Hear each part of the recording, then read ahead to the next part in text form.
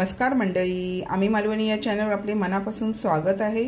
हे बघा, आज मी मस्त अशी कुरकुरीत मसालेदार एकदम स्वस्त घरच्या घरी मी आपणास ही करून दाखवणार आहे। चला तर मग रेसिपी पाहायला घेऊया। हे बघा, आपल्याला कुरकुरीत चटपटीत अशी चणा डाळ करायची आहे, तिखट मस्त अशी। त्यासाठी मी ही 1 वाटी चणा डाळ घेतली आहे, ती आता आपल्याला स्वच्छ धुवून घ्यायची आहे। हे बघा, ही 1 वाटी चणा डाळ आहे ना, 2-3 पाण्यामध्ये आपल्याला मस्त अशी स्वच्छ धुवून घ्यायची आहे। आता ही मी प्रोसेस आहे ना रात्रीची करते, म्हणजे धुवून घेण्याचं, आणि सकाळी आपल्याला मस्त अशी कुरकुरीत चणा डाळ करायची आहे। आता ही मी 2-3 पाणी व्यवस्थित असं स्वच्छ धुवून घेते। हे बघा, मी स्वच्छ अशी डाळ धुवून घेतली। आता आपल्याला ही रात्री पाण्यामध्ये अशी भिजत ठेवून द्यायची आहे। आणि आपली डाळ कुरकुरीत अशी होण्यासाठी ह्यामध्ये तुम्ही म्हणा 1 चिमटी म्हणा किंवा जरासा अर्धा स्पून जायसारखा, हा अर्धा म्हणजे पाव स्पून असं मी खायचा सोडा घेतलेला आहे, जेणेकरून आपली ही डाळ आहे ना व्यवस्थित अशी कुरकुरीत होते। आणि व्यवस्थित मिक्स करून आपण झाकून ठेवून सकाळी करायला घेऊया कुरकुरीत तिखट डाळ अशी।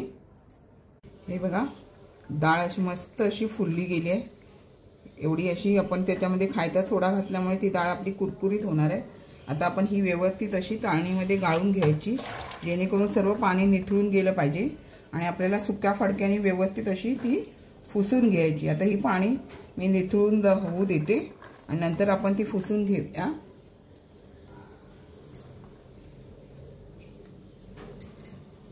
हे बघा, जसं आपण हे पाणी निथळलं गेलंय तसं कॉटनची ओढणी आहे ना त्याच्यावरती घालून घेतलं, म्हणजे कॉटनचा सुती कपडा त्यावरती तुम्ही घालून आहे ना ते हे व्यवस्थित असं सुकवून घ्यायचं। म्हणजे कडक सुकवून नाही, त्यातला ओलसरपणा जरा कमी व्हायला पाहिजे, नाहीतर तेलामध्ये तळतूळ होऊन जाईल।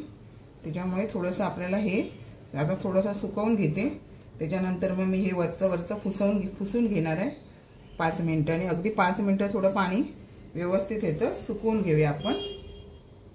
हे बघा, मस्त असं आपण व्यवस्थित असं एकदम कडक नाही, त्यातलं थोडं असं पाण्याचं जे अस्तित्व असतं ते आपण कमी केलंय। आता आपल्याला हे तळून घ्यायचे आहेत। हे बघा, तेल असं छान तापलं गेलंय, तसं आपल्याला ही डाळ आता तळून घ्यायची आहे।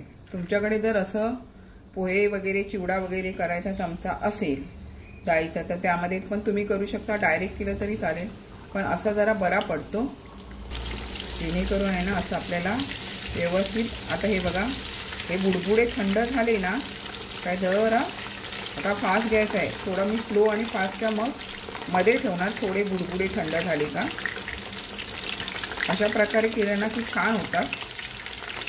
आता हे आपण बुडबुडे थोडे थंड होऊ देऊया। हे बघा, थोडेसे असे बुडबुडे थंड झाले तर स्लो आणि फास्टच्या मध्ये करून आपण ही डाळ फ्राय करून घ्यायचे, जेणेकरून ते व्यवस्थित आतमधून पण फ्राय होऊन जाते।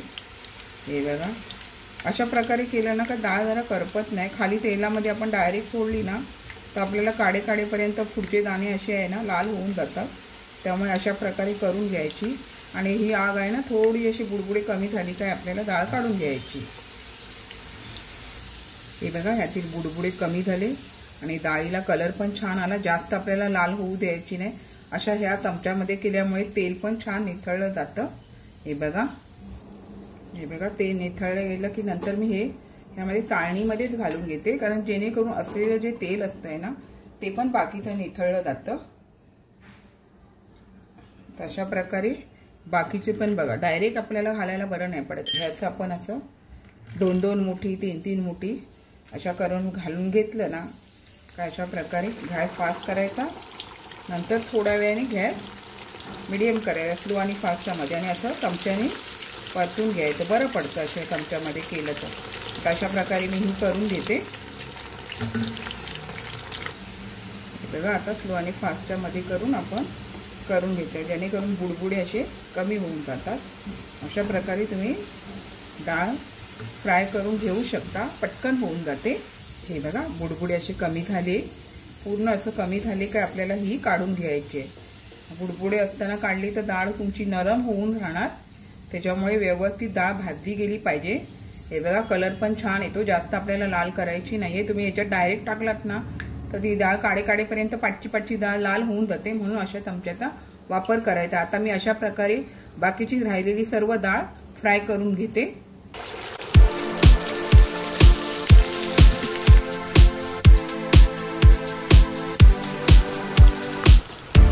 बघा आता आपली सर्व डाळ अशी तळून झालेली आहे। हे बघा 1 वाटी डाळीमध्ये फुलून बिलून आपल्याला अशी भरपूर अशी डाळ मिळते खायला।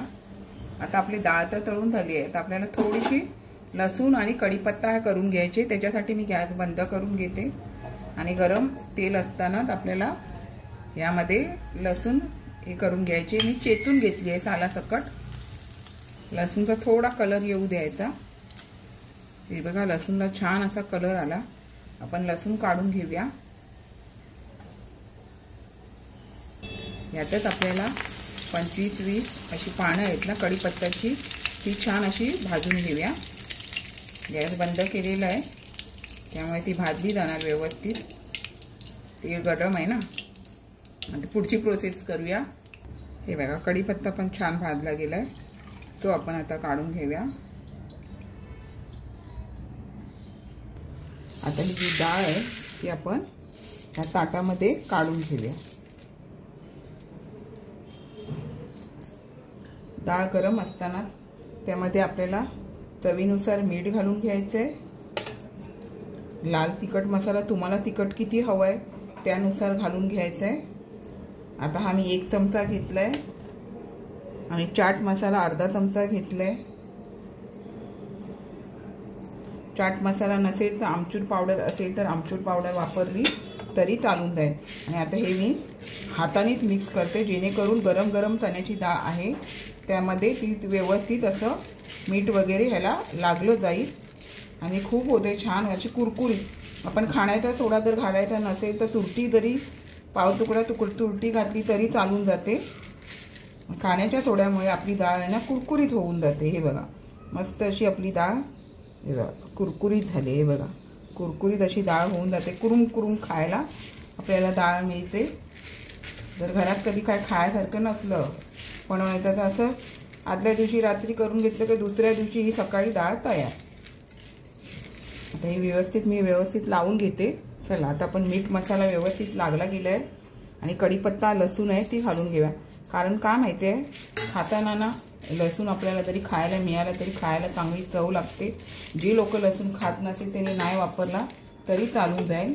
कढीपत्ता पण ह्यामध्ये वापरला तरी छान लागतो खायला।